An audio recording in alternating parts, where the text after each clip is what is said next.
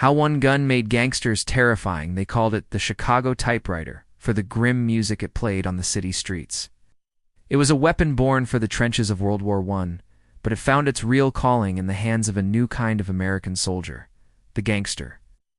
So how did one gun, the Thompson submachine gun, turn everyday crooks into the terrifying, untouchable legends we still talk about?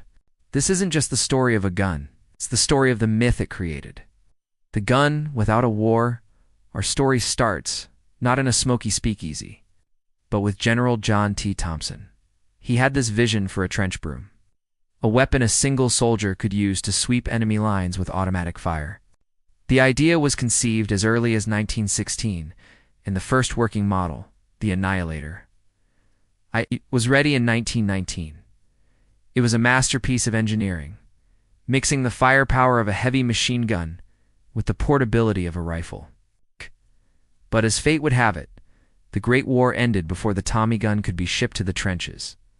This left its maker, the Auto Ordnance Company, holding a groundbreaking weapon of war, with no war to fight. They tried selling it to police departments, but with a price tag of $200, a huge chunk of the cost of a new Ford Model T, which sold for around $300, $400. At the time, most departments simply couldn't afford it. The Chicago typewriter, while that price was too steep for cops, one group was swimming in cash and desperate for more firepower: prohibition-era mobsters.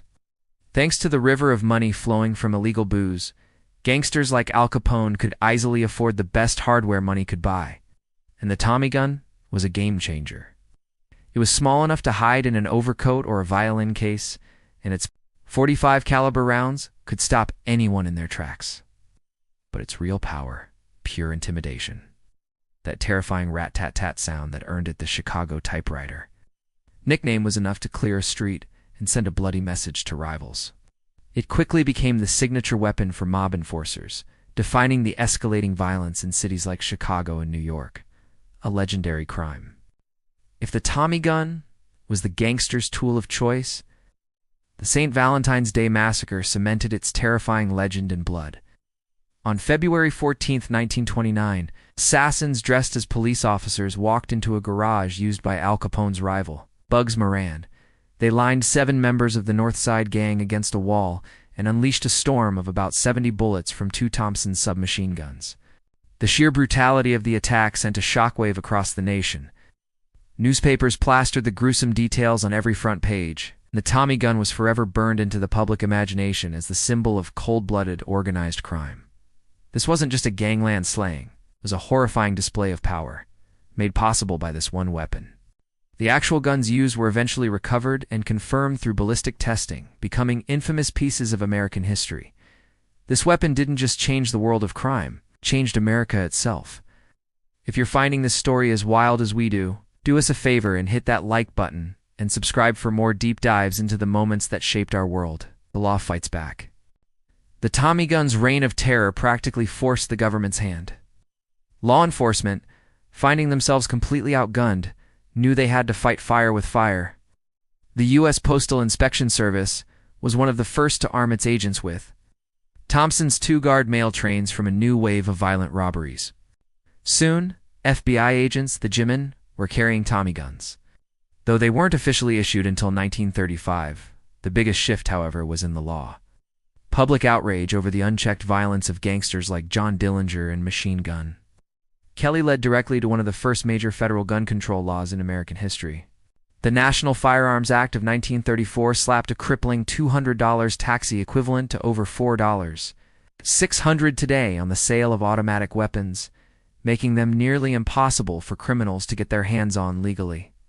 An icon of fact and fiction, just as the Tommy gun's role in real-world crime started to fade, it was reborn.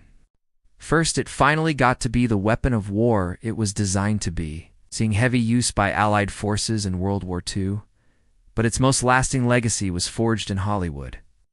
Classic gangster films like Scarface and The Public Enemy made the Tommy gun the gangster weapon. Its silhouette became cinematic shorthand for danger, rebellion, and mayhem. From World War II newsreels to mob masterpieces like The Godfather, the Thompson became a true cultural icon, a symbol of both the chaos of the gangster era and the fight against tyranny. Its look and sound are instantly recognizable, a permanent part of our collective memory. The Thompson submachine gun has a strange split personality. It was a weapon of war that became a tool of terror and a symbol of anarchy that forced the law to get serious. It armed both the gangsters who built empires on booze and blood and the G-men who hunted them down.